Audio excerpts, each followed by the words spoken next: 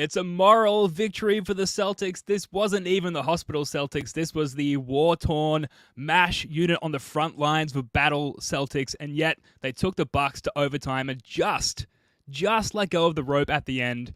Let's get into it next on First to the Floor. Who's going to be first to the floor here? And it was Marcus Smart, as he usually is. Brown drives. That's not the first time we've seen a superstar in green and white sacrifice his body.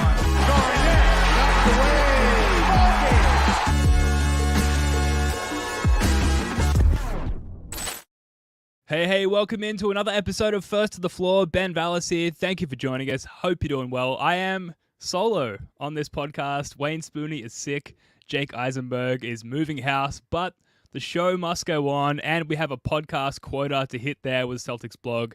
So here I am. Look, this was absolutely a moral victory for the Celtics. We were missing Jason Tatum, Jaylen Brown, Marcus Smart, Al Horford, and we seem to just have the ghost of Robert Williams in this one, which we'll get to, or I'll get to a little bit later. The starting lineup: Derrick White, Sam Hauser, Grant Williams, Mike the Moose Muscala, and Blake Griffin, and Rob Williams supposedly available off the bench, but not for very long, as it seems, just playing 12 minutes there. Just insane lineup combinations overall by default, given the omissions from our roster in this particular game.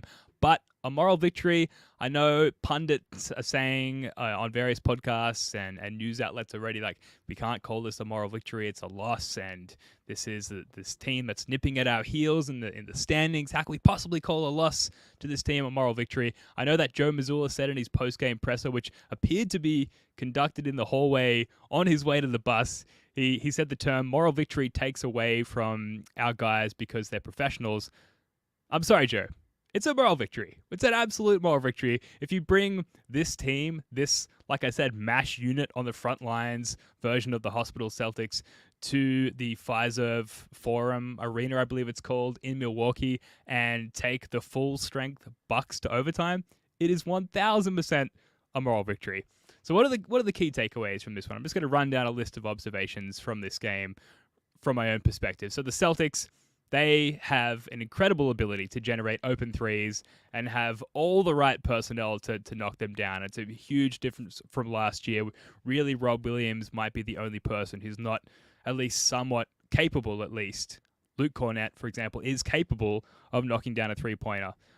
When they play the right way, when the ball touches the paint, they've got kick-out options for days. And Mike Muscala, who had 18 points tonight, I think it was only 3 of 10 from three, but he's a threat, and spacing for this team was a huge element as to why they were even in it at the end and up by a considerable amount at any point. The spacing that additions like Mike Muscala adds are huge, despite his low percentage. So with 3 for 10, that's 30%.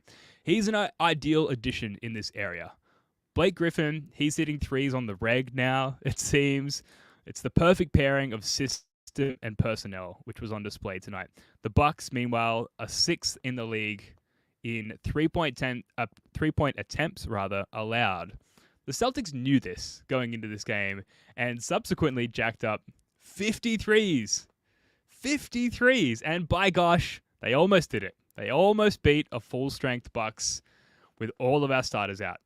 All of them out. I mean, Rob Williams was playing in the game, but he came off the bench and sparingly at that. And also, look at where Brook Lopez has to be positioned defensively when the Celtics play 5 out. That's really going to limit them in the playoffs, I think. I hope.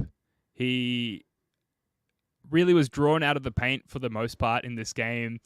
We'll get into Brook Lopez's stats a little bit later, but the 5 out sort of offensive focus of the Celtics really nullified Brook Lopez, which is really interesting to see. And this is probably partially why we only saw small stints of Rob Williams in this game. He seemed to only play when Brook Lopez actually went to the bench, and even then played in really short bursts. Joe Mazzula was asked about this after the game, and all he said was that Rob played 12 minutes because, quote, he felt like it.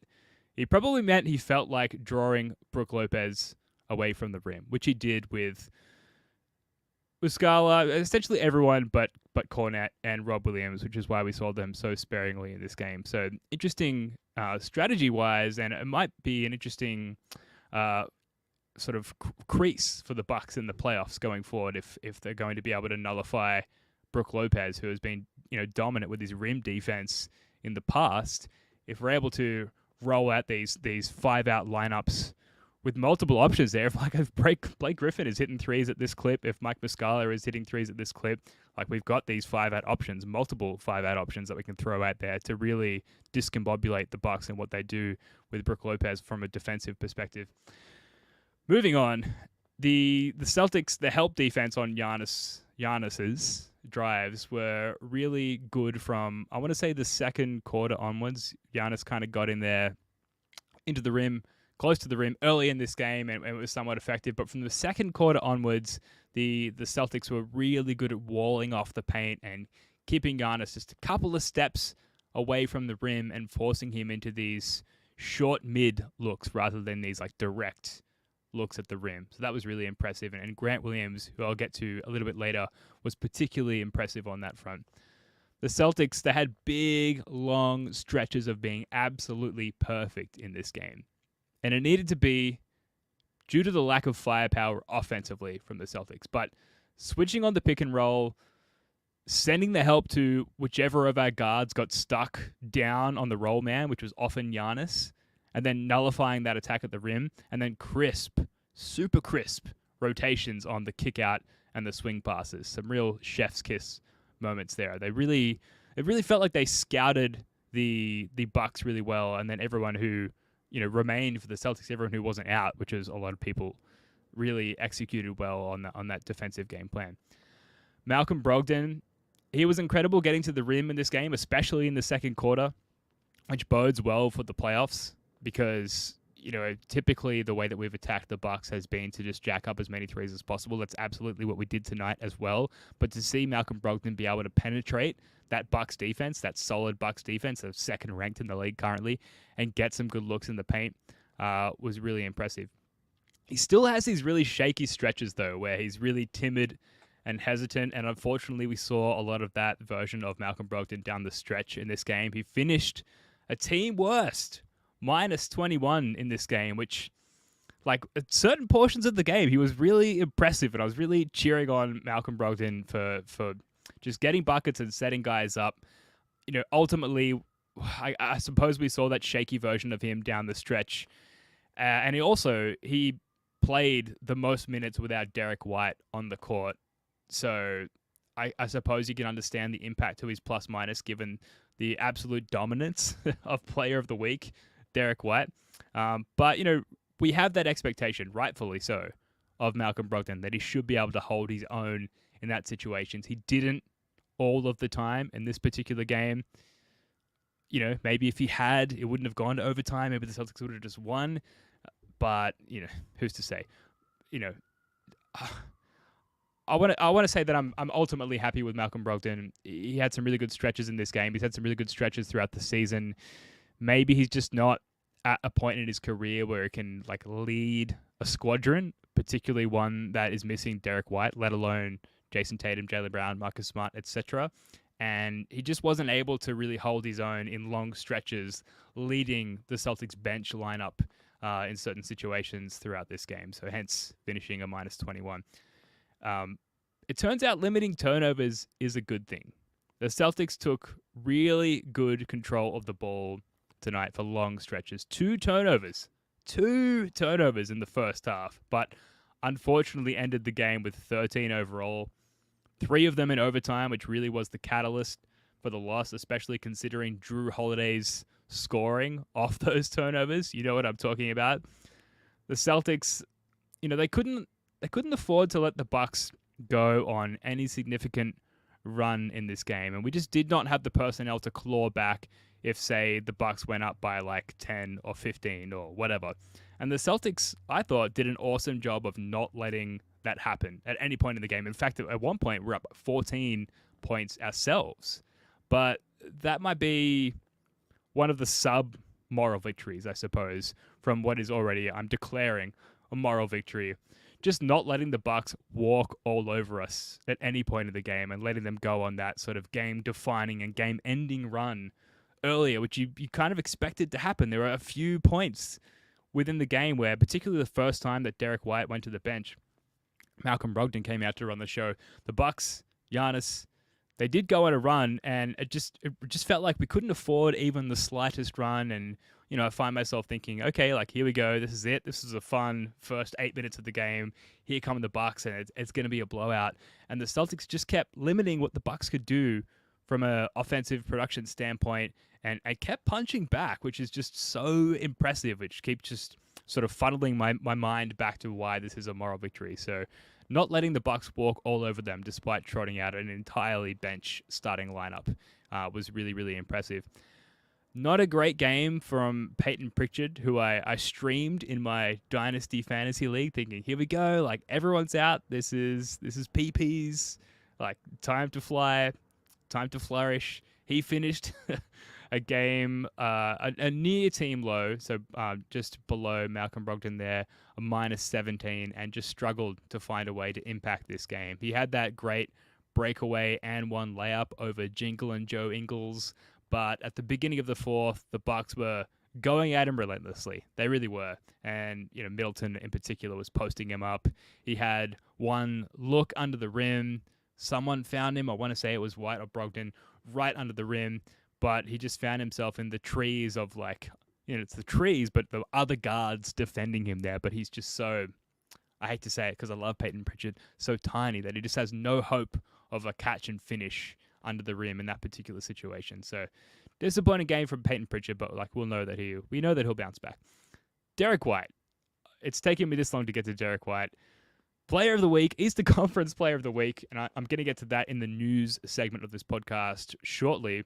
He was incredible. His shooting percentages, sure, they were off tonight because he had to jack up some shots where he'd normally make a play for one of the guys who were out tonight, like one of the, for instance, All-Stars, or in Jason Tatum's case, top 5 players in the league, might have made a play for one of those guys if he could. Unfortunately, they were out tonight. But the constant with White is his pushing the pace off makes and misses. He gets into the paint, gets the defense on its heels, and always makes the right play. His floater, it's really reliable. He's great at finishing around the rim in that short to mid area. And tonight, he was just kicking out dimes. He had 12 assists in total. So really impressive, and it harps back to that spacing element. Despite the personnel that we're missing, the roster is jacked. It's absolutely jacked, such that we have the spacing despite all of those omissions, that Derrick White can still operate in the way that he's used to. Hence the 12 assists, despite like all the guys you would expect passes to be executed from or off of. He still managed to notch up 12 assists. So that's a beefy 12 assists because we're missing so many players, and yet he managed to notch up 12 assists despite all of those guys resting. Grant Williams. I want to talk about Grant Williams a little bit. His one-on-one defense on Giannis, it still holds up. And there's like the the money that we collectively as a fan base like want to see Grant Williams paid, it's really ebbing and flowing throughout the course of the season, just as is Grant Williams' production. So that's totally fair enough. Grant Williams was good in this game. He finished a +9 overall in the same game that Derrick White, the hero, was a -5. And I know the focus is going to be on his end of overtime turnover, and it should be to some degree. That was a dumb play. But for Grant, 12 points, 10 boards, 4 assists, 2 of 4 from 3, and defensively, he was fantastic. I talked about the C's walling off the paint from Giannis and making him finish just to step out from where he likes to get to. Grant was really effective in that instance, or those many instances, and, he really helped us almost win tonight. So I kind of think it was a good Grant game, despite a few, boneheaded plays towards the end of the game there.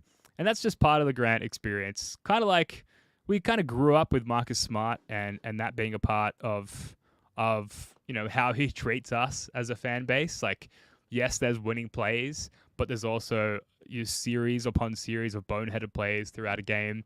Like we're kind of getting that from Grant Williams as well. So, stick with me, learn to love Grant Williams because he gives more than he takes. And unfortunately, he took at the end of this game by turning the ball over, but ultimately I feel like it was pretty pretty effective in this game, but particularly defending Giannis. And as we look forward to the playoffs and not having traded Grant Williams, today was an instance where I felt good about that because obviously Grant Williams is a key person to have on the roster for defending Giannis as we look forward to the playoffs. Speaking of Giannis, putting Giannis Antetokounmpo on the free throw line seems to still be a viable strategy, or at least it was tonight. Though he went 2 for 2 in overtime, he was 11 from 19 from the line overall. 57%. 57% is not good. So if you've got this guy who can relentlessly get to the rim and you have stacks of big, mobile, feet-moving personnel who can follow him down to the rim and foul him and stop him from getting to the line and make him go to the line and shoot 57%, that's a good thing. So we have lots of those guys on our roster. Grant Williams leading the pack there. That's going to be a factor in the playoffs as well. We've seen in recent years Giannis elevate his free throw shooting percentage when it comes to the playoffs. I don't know if it's necessarily been so consistent that we can rely on him shooting, 70, 80+% throughout the course of the playoffs, particularly if we do finish with the first seed, the Bucks do finish with the second seed, and they have to go through a number of challenging opponents before they get to us, and fatigue is a factor. The fact that we're able to deny easy looks at the rim for Giannis and send him to the line where he's not effective is really good. So another tick in the Grant Williams defensive column there. But there was a lot of good help defense, like I mentioned earlier, from various Celtics. Even Mike Muscala, Blake Griffin, etc. The doubles were well-timed. A lot was done to prevent easy looks for Giannis Antetokounmpo at the rim and to send him to the line. So that was really impressive. Moving on, is Sam Hauser a sneaky good rebounder? He might be. Obviously, the increased usage is a factor. The fact that, Tatum and Brown and Smart and other notable rebounders are out of the game. Someone just has to, physically rebound the ball. I want to make sure that that's factored in. But 9 rebounds in this one for Sam Hauser, 3 of them offensive. There were a number of occasions where, it looked like the Bucks were really, crashing the boards, their offensive boards, our defensive boards. And Hauser just had this, great, I don't know how to explain it. He curled his arm up and just devoured the rebound on several occasions. So it seems like he might have this weird, sneaky nose for defensive rebounds, which is really impressive because, we'll get to this a little bit later, but obviously Sam Hauser's back. He's shooting his 3. His 3s are going in. The confidence is back. So to see him contribute and be productive in any other element of the game is really exciting for me. I'm sure it is for you as well, dear listener. But to see him, pull down those 9 rebounds and 3 offensive rebounds in this game was really impressive, really exciting. So overall, this is a great performance by the Hospital Celtics. I'm sitting here a proud fan right now, knowing that they managed to take the Bucks to overtime while missing basically all of their key guys. I like that rest is the priority. Clearly, going up against a team who is, half a game behind us in the standings, it doesn't matter. Let's just ensure that our guys are healthy for the playoffs. And it seemed like that was the approach today.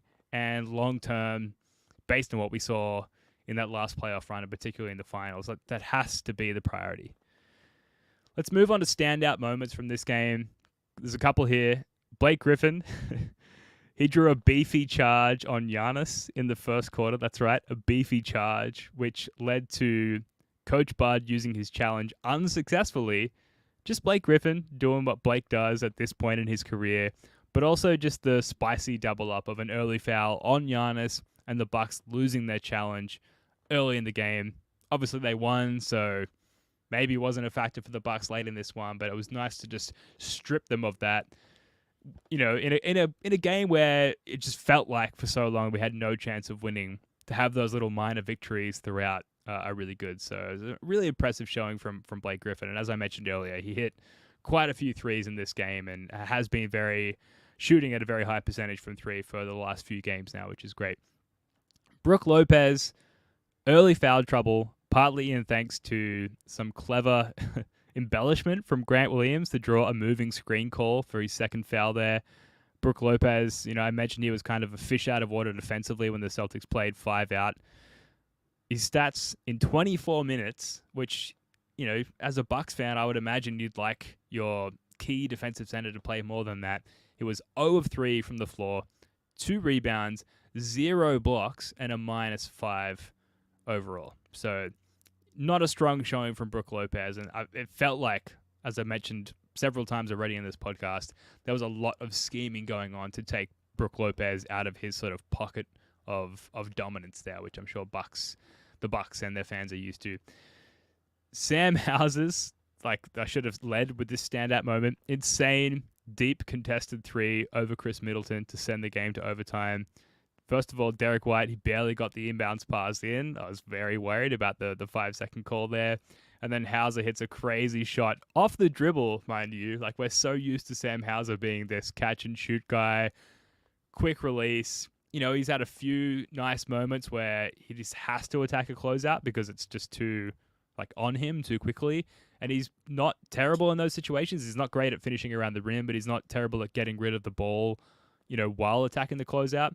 This one, it just pulls up Chris Middleton, which I think is poetic, just based on the fact that Middleton has been this Celtics killer since we've known of him, since he's been on the Bucks. This goes back to, several playoff series past. To hit that, in the face of Chris Middleton was amazing. Sam Hauser is fully back. And speaking of Chris Middleton, him not making the attempted game winner at the end of regulation just helps, I think, the psyche of Celtics fans.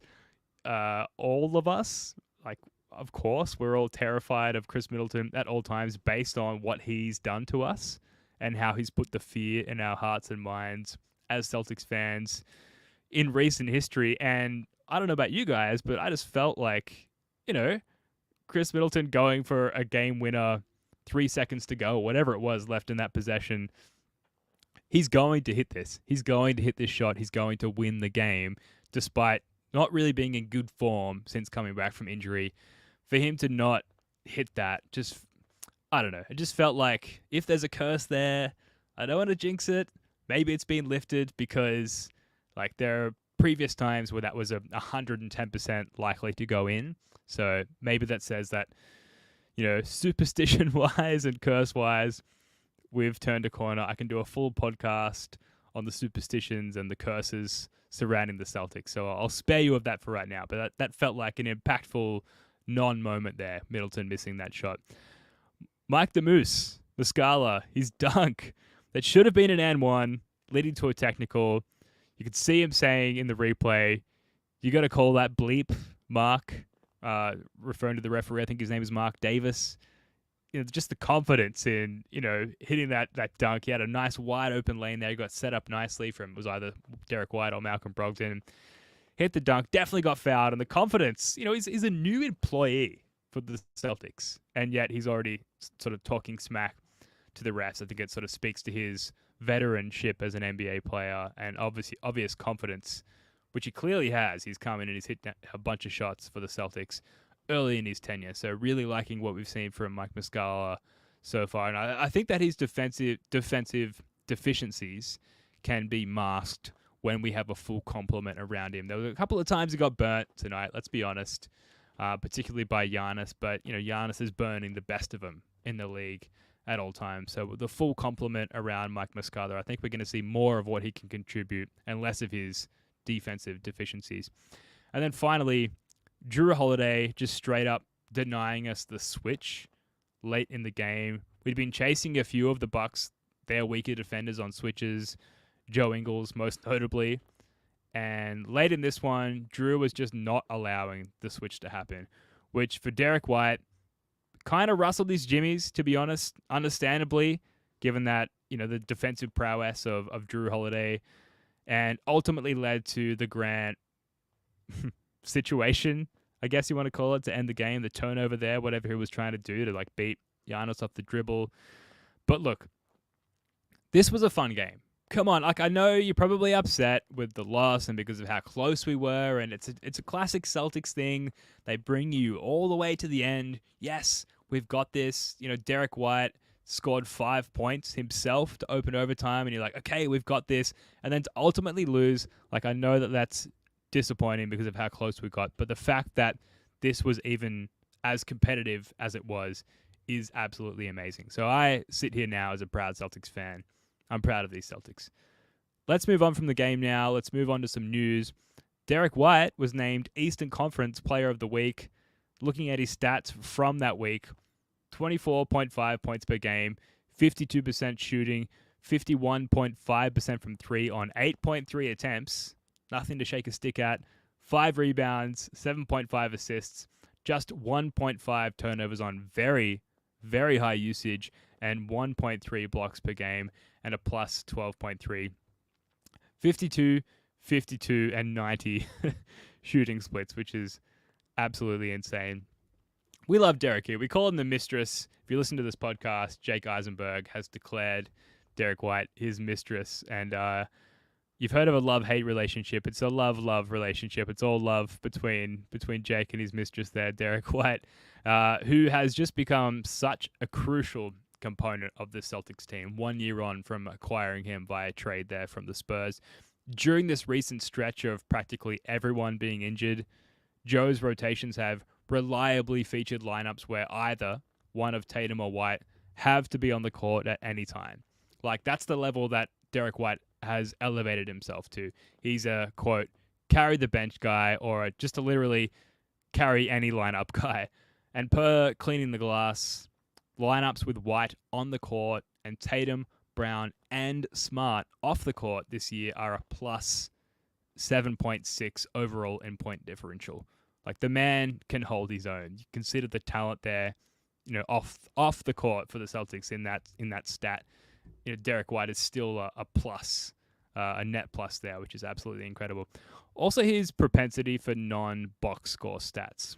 I think that truly makes a difference. Like, I would love to see in an alternative box score after every game, for instance, how many times did Derrick White push off a make and create transition offense out of seemingly nothing?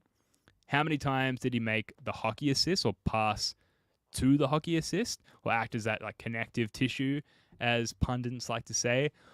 Or how many times did Derrick White cut off the ball only to open up a passing lane for someone else? There's so much that he does that doesn't pop up on the box score. Obviously, we're seeing more of a box score appearance from Derrick White now, given the absences, but ultimately his impact, it's immeasurable, at least as far as the stats that the box score display. So very, very happy with what's going on with Derrick White. And just for him to have that acknowledgement, to see him be named the Eastern Conference Player of the Week is crazy. Like, I don't think any of us thought that he'd, get to those heights, because he'd always be operating behind the curtain of Jason Tatum, Jaylen Brown, Marcus Smart, etc. But here he is. Amazing. What an acquisition by Brad Stevens. Brad's done it again. Derrick White is also second in blocks among guards behind Shai Gilgeous-Alexander, and he's tied 10th overall in total charges drawn throughout the season. He is Derrick White. He is the mistress, and we love him. Player of the Week. Well deserved. Moving on to some other news. Jason Tatum is in the All-Star three-point shooting competition. Tatum's made 0.3% of his three-pointers this season, which ranks 102nd in the NBA. So not like crazy lofty heights there statistically, and 7th on the Celtics. Although he's 7th in the NBA in threes made this season. So the overall volume of Tatum's shooting and subsequently the makes on just shooting a low percentage but just spamming threes has led him to be 7th in makes, and therefore, I suppose, eligible for consideration for the three-point competition. He's been in it before, in fact. 2021, he finished 3rd. Another Celtic, you might know him, Jaylen Brown, also in it in 2021, who finished 6th. So he's not coming back. And also, he has a broken face. So that might be partially why he's not returning for at least that competition. Here's a full list of the participants. So let me know in the comments, now if you're watching live or later, if you're watching the recording on YouTube or on the Celtics blog podcast feed. Let me know who you think's going to win. So the participants are, we mentioned Jason Tatum, Kevin Huerter, Red Velvet, who is my pick to win. It just seems like a Kevin Huerter winnable competition. Tyler Hero, no thank you. Tyrese Halliburton, his shot release is a little funky for me. I just don't think it's going to translate to the 3-point competition. Buddy Hield, who has, I believe, won it before, so he might be my second runner-up pick under Kevin Huerter. Damian Lillard, Anthony Simons, and Lauri Markkanen. Now, here's something for you. 2 Celtics have won the 3-point contest in the past. One of them is Larry Bird. 3 times, in fact. And the other was who? I'm asking you. It's a bit of trivia for you. Let me know what you think in the comments. See what I did there? It's a call to action. Seriously, though, like, subscribe, comment, share. Help us defeat the algorithm, or the algo, as we say here in Australia. So let us know your thoughts on who might win the 3-point competition. Finally, or almost finally, Marcus Smart might play in the game tomorrow against the Detroit Pistons. It was mentioned on the broadcast that the Celtics are hopeful that Smart will play in tomorrow's game against Detroit, the last game before the All-Star break. Again, what do you think about this? Let me know. Let us know in the comments. I'm in kind of 2 minds about it. Like, sure, if he's healthy, bring him back for a rhythm game and let's try and hold our tiny lead in the standings over the Bucks.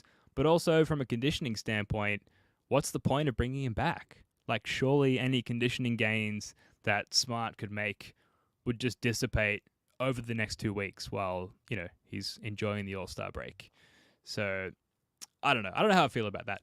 Mazzula also said that there's no certainty that Tatum will sit tomorrow against the Pistons, and we'll discuss with the Celtics brass tomorrow per Gary Washburn, which is interesting.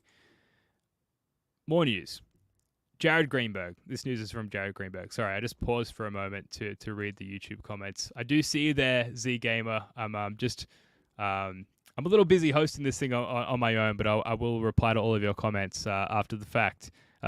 Jared Greenberg said that Celtics guard Derrick White has stayed behind in Milwaukee tonight to see an ear specialist following the Celtics' overtime loss versus the Bucks. He's having trouble hearing out of his left ear.